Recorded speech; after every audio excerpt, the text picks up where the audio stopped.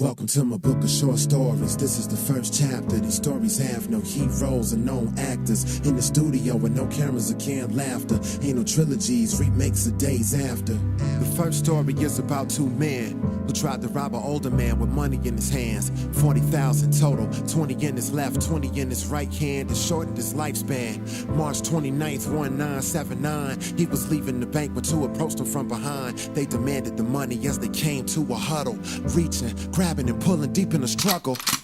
He lay there flat on the ground. The robbers picked up the money and they never looked down. They ran hard, zigzagged through cars and skated on sidewalks, through back alleys across the pavement. They ran a few blocks and then they stopped, thinking they were in the clear until they noticed the cops. By that time it was too late to make an escape, so they handed over the cake and awaited the court date. The judge threw the book at them and handed them life. They surrendered in tears, but they went without a fight. They knew that the rest of their lives would be hell, but they never made it, for they had died in jail because they didn't recognize the guy they killed. He was well known and well liked on his team, an ex-Cleveland Indian straight from the Negro Leagues, a man of the community. The media liked him. His tape measure home runs infused excitement. Some say when he connected it brought lightning.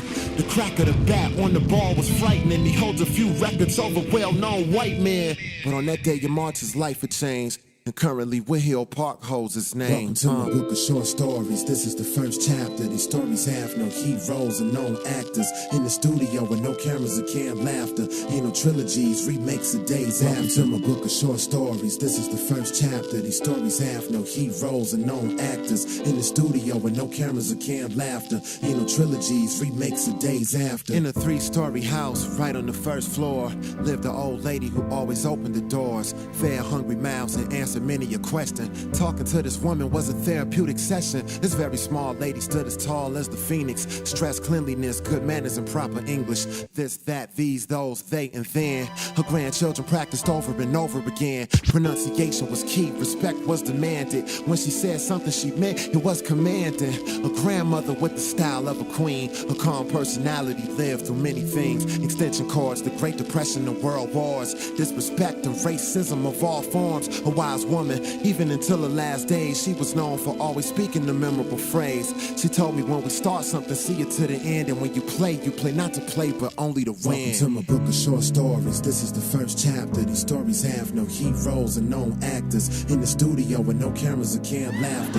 Ain't no trilogies, remakes of days after. I lived in a house where Leroy Satchel Paige once danced, and black men did magic tricks with their hands. Granddad gave his life for the times, grandmother kept him in line. By the strength of God they survived, gambling and buying Cadillacs back in the 50s, being an athlete, switching hotels and changing cities was part of the scheme. It's the American dream, money, Malcolm and Martin, yo, that's all we could see. Back then, maids and bartenders is all we could be. They treat us like monkeys, telling us to climb up a tree, and we did it. So what's that make us? A bunch of fake us, playing for the LA Lakers, boning white once we get the chance to make bucks, scheming, collecting quarters and Panera Bread paper cups.